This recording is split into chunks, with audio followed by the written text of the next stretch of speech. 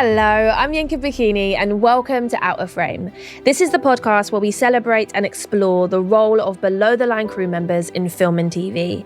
That's everyone who helps bring a production to life, from the costume department to lighting and photography. Every week, I'm speaking to a different, incredibly talented individual and giving you an insight into the film industry like you've never seen before. This is Out of Frame.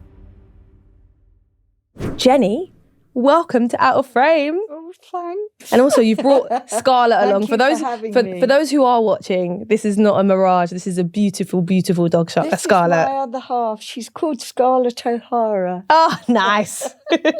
So we're going to get into exactly what your role as a film and TV florist means. But first, I'd like to get to know you a little bit more. So I'm going to break you in by asking a couple of icebreaker questions. Are you ready? Yes. What's the last film that you watched that really inspired you? Versailles on TV. I am absolutely hooked on it. I love the flowers. I wish I'd done them. I love the sets. I love the people. The acting is amazing in it. And I love period drama particularly. What would the title of your biopic be? It would be Dare to Dream. Nice. Why? I believe in fate totally. I never trained as a florist. And yet it was in my blood from a very, very early age because my grandfather grew flowers. And I had my own little garden from the age of 2. And my passion continued for the rest of my life. But to do what I'm doing now was a dare to dream, because I was walking along High Street Ken one day with a very close girlfriend, and we stopped at a shop, and she said, "You could do that," because I've always done flowers at home.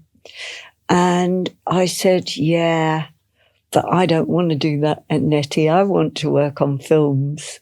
That's my dream."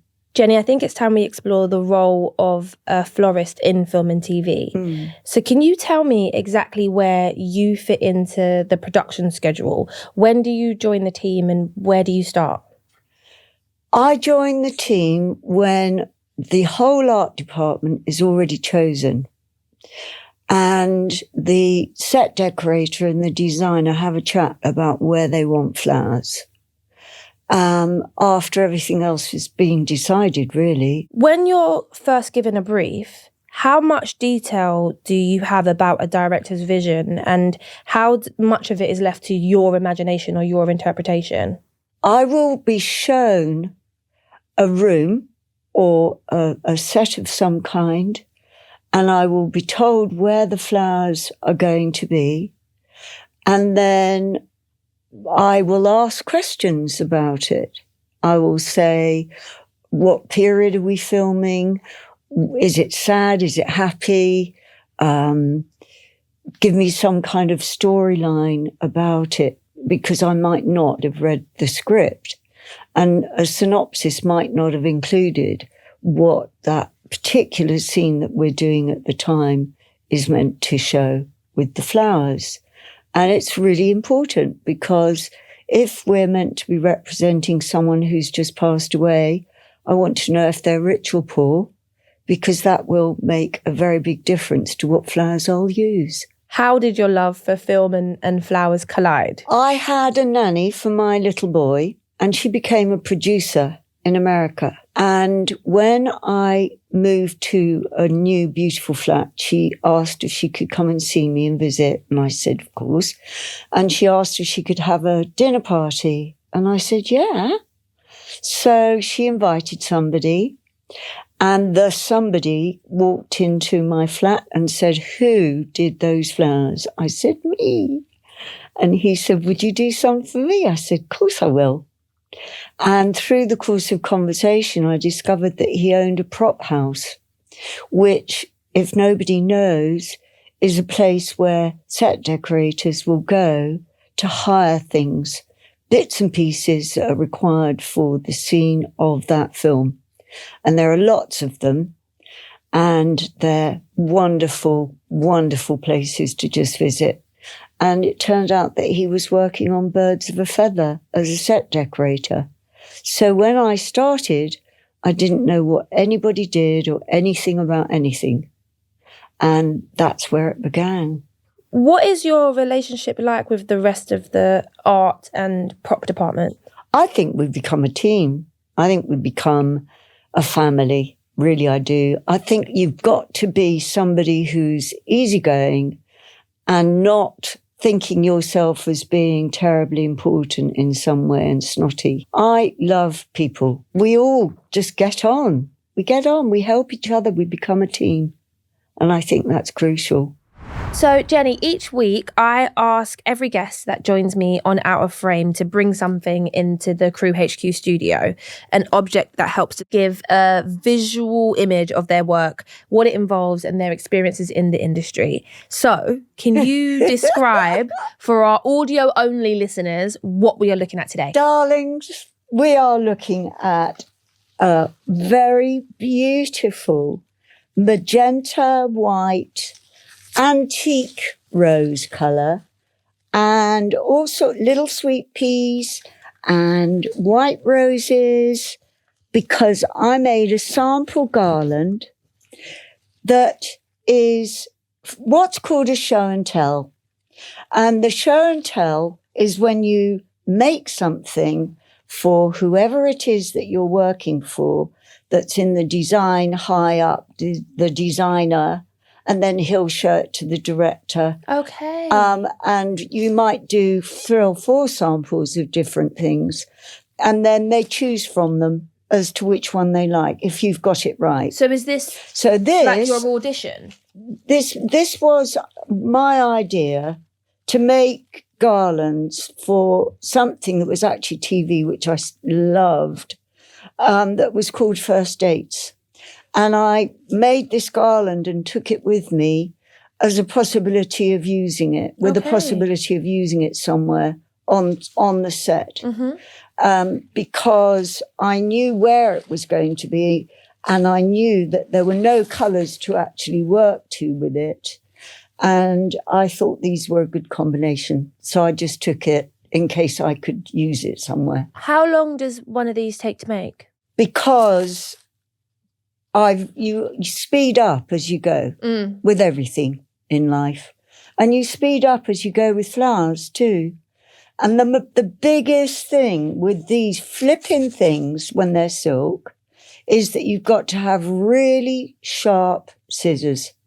And so I get new scissors every single job. I know you can get them sharpened, but I just buy new ones because I don't know where to go to get them sharpened. And if you don't, you end up having to, because all of the flowers these days start like this, the flower, and then you've got the stem, and the stem is plastic on the outside, and then it's got wires on the inside. So you use your normal flower scissors to cut the plastic bit, and then you get to the middle and your scissors won't cut it. So you've got to have really sharp scissors that work for tin, and electrician's scissors. And then you cut through, and then you get hold of the ends of it and you wiggle it so that you actually get the flower stem to break where you want it. So where do you start with something like this? What's your inspiration? You said this was for First Dates. First Dates. I thought it was romantic because it was roses. I thought that it had a nice feel to it, and it was a neutral. So rather than making it all different colours, I chose this because I thought it might work really well there, because it was boy and girl. And as we all know from First Dates now, if anyone's watched it, and I love it. I nearly got on it. I couldn't find anyone nutty enough to go with me.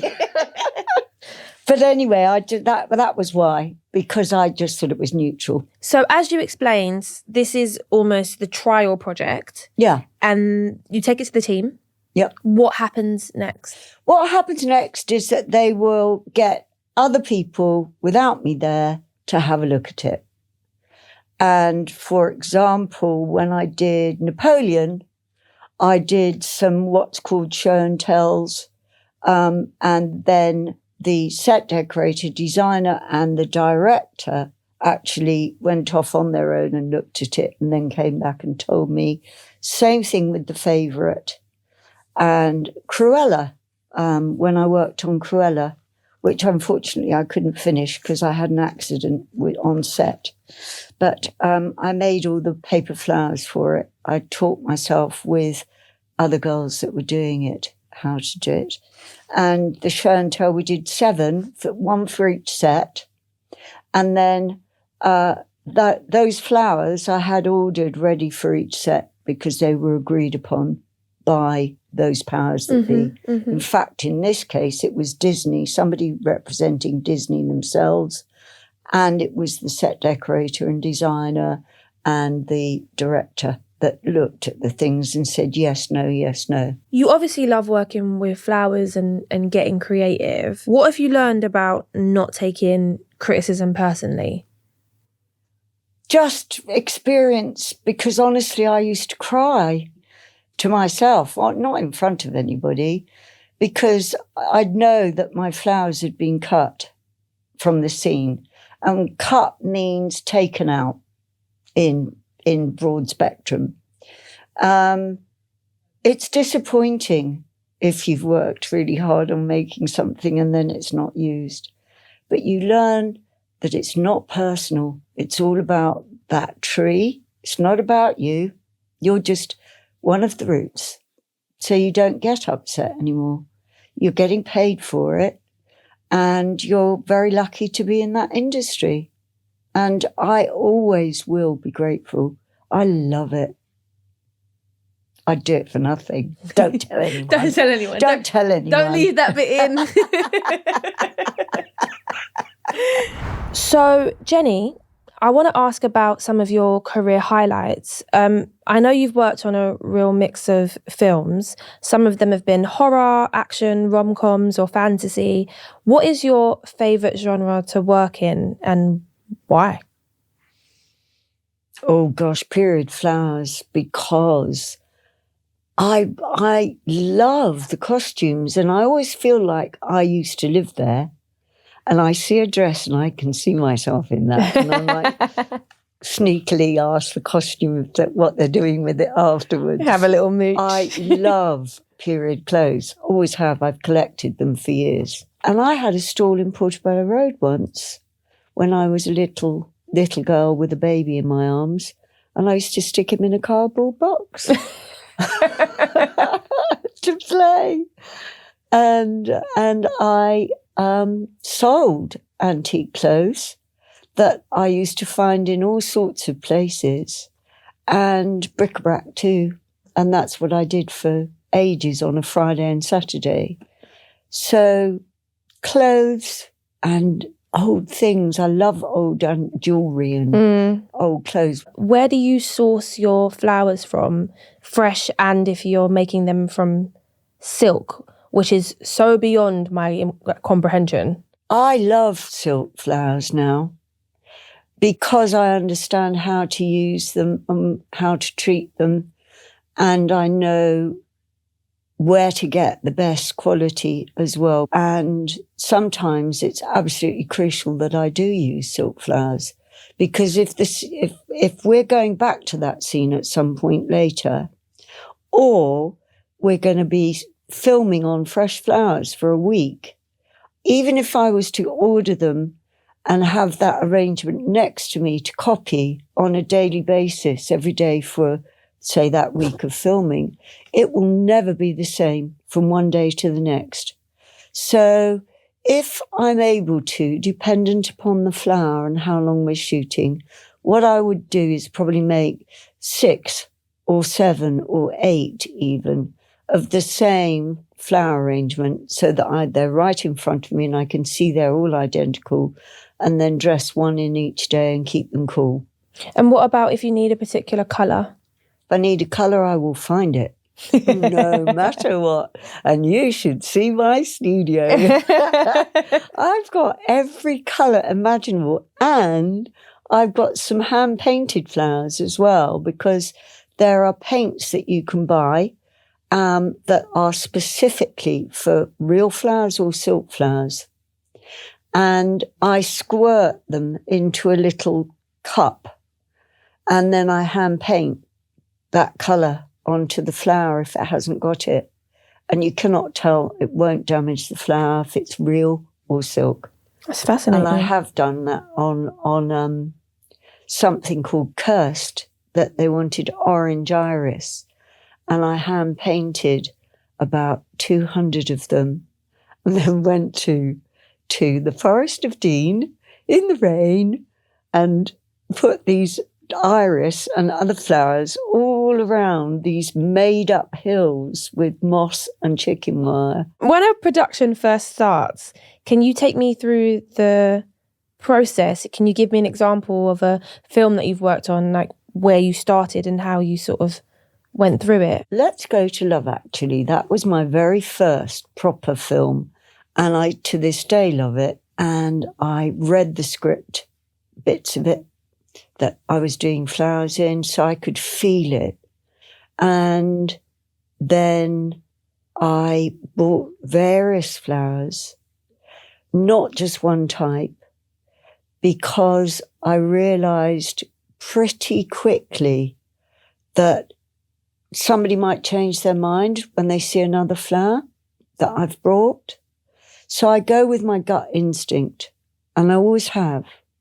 So if I feel that I ought to take those roses with me just in case, I'll do it. So Love Actually was one of those films where it worked, that I did take extra things, because one of the things I didn't know at that point is that the majority of country houses, estate houses, Blenheim Palace, all of the places that we film do not like lilies because of the stamens, because they can damage the furniture. Yeah. And also some people are allergic to lilies, real lilies. And I learned so much, so much. You've worked on a number of historical dramas, including the Academy Award-winning film The Favourite, which I loved it. It's such a good film. I loved it, and I loved all the people on it as well that I was working with. When it's clear that a film that you're working on isn't set in modern times, what do you need to consider as a florist? I used to spend hours in galleries looking at paintings of particular periods. And then I would write down, I couldn't photograph them because often you're not allowed to. I would do drawings, little drawings of that painting in front of me and put the period underneath it so that it was a reference for me. And I found I had masses and masses of little drawings with the period. I also made a point of buying old books. And I even bought somebody's portfolio that used to work for the Queen. And I didn't have any money, and it cost me £250. Yikes. And that was more than I was earning in a week at that point. But it's come in really handy because it's got their Felton's showpieces to show people, and it's from the 1920s. So anything. Going along, you can walk along a road and see a poster up there that might have been there for ages. And you look at it and somehow you'll know that when it was actually taken or used. And I've gradually built up my own little library in my head. Working with natural materials all the time, what are the biggest challenges for you being on set? I can imagine the elements, the weather, being one of them, but what are some of the challenges? Someone knocking over an arrangement and me having to redo it. It's happened. I didn't even think of that. And you've got to redo it really, really quickly. I might get one day's notice to have everything prepared for the following day and get up at stupid o'clock and get it all prepared and go on set and bright and breezy and cheerful and happy. It happens a lot because that's our industry. Sometimes people change their minds, and it's not like they've made a mistake of any sort. It's just that when they actually put the whole lot together that has been chosen from, like I mentioned earlier, the prop houses, or somebody that does special effects has made for that film, when it's there on set, they might suddenly think, oh, I think I need a red cushion here. I don't think that blue one works. So then that will depict whether or not I'm going to change my flowers, perhaps have a blue one in there. So I might have to dash off to Covent Garden very early in the morning and get those flowers that I need to be on set with at the last minute. You always have to sort of be ready to adapt. Yeah.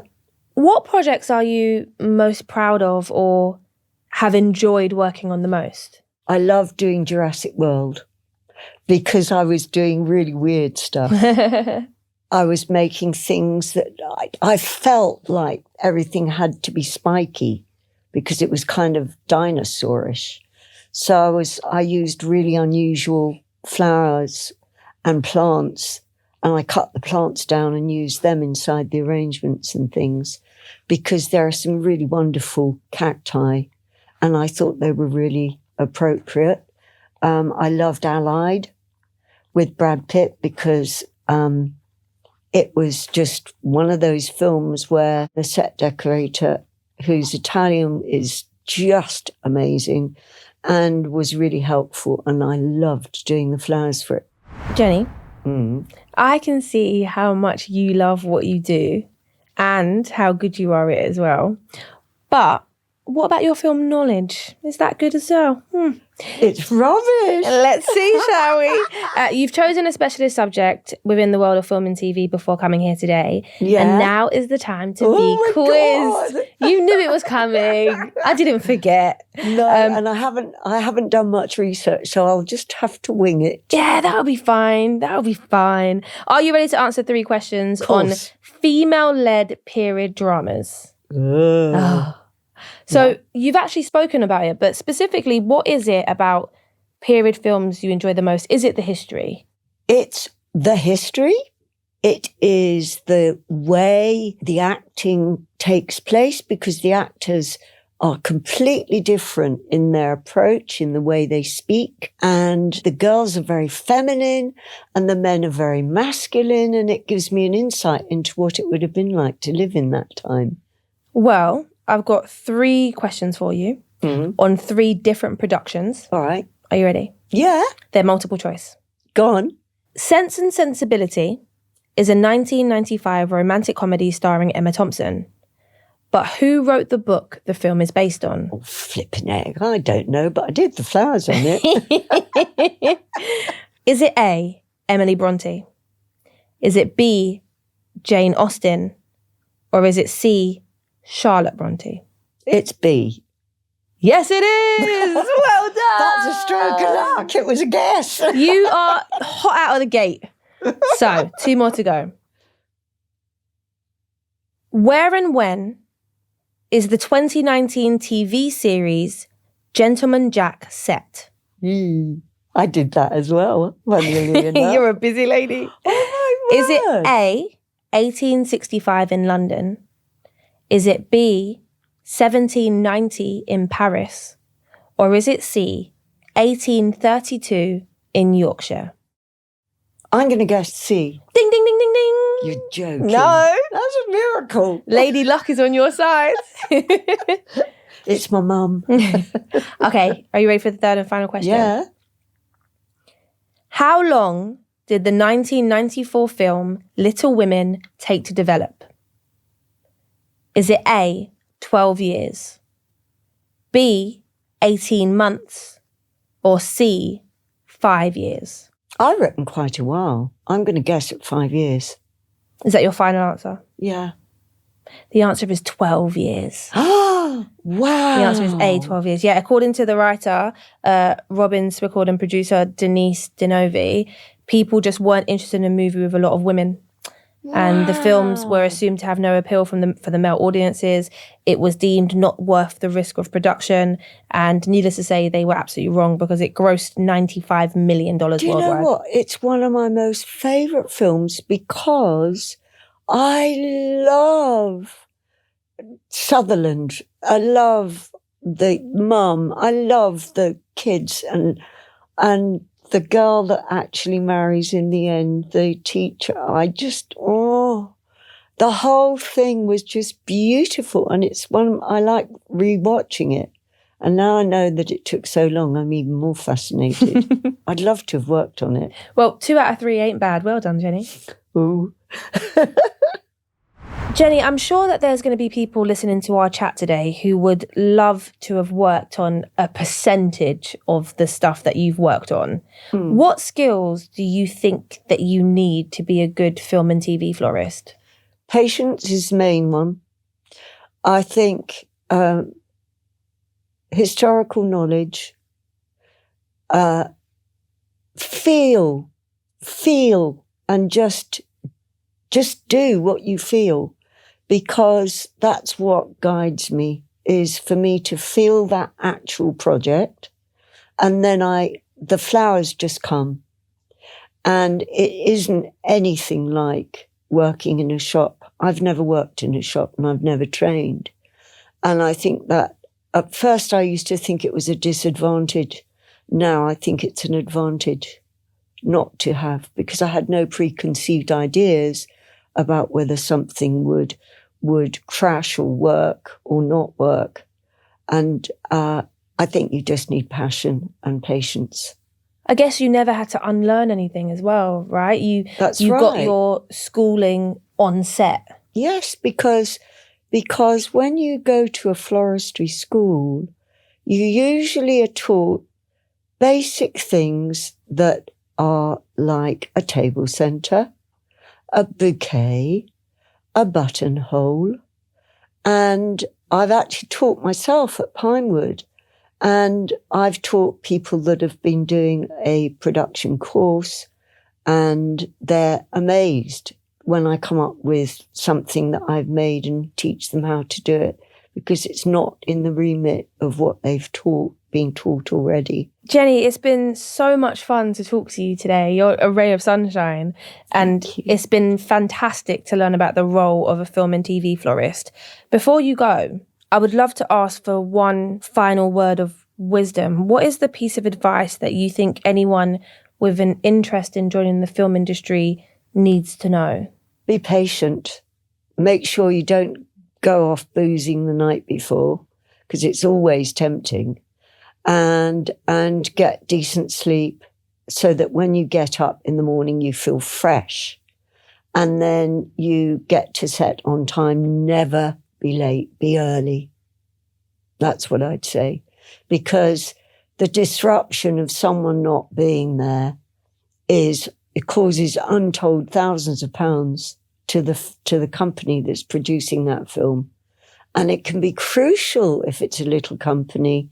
It may not be Disney or Warner Brothers. It might be a little company that are just starting and trying to make their mark. And if you're late, you cost them money and they haven't got it. Well, thank you, Jenny. Thank you. And thank you for watching. We'll be back next week with more conversations and, of course, more insight. And in the meantime, let us know, what do you want to know about the film and TV industry? What job role do you want to hear from next? Send us a message at WeAreCrewHQ on Instagram and on TikTok. For now, though, see you later.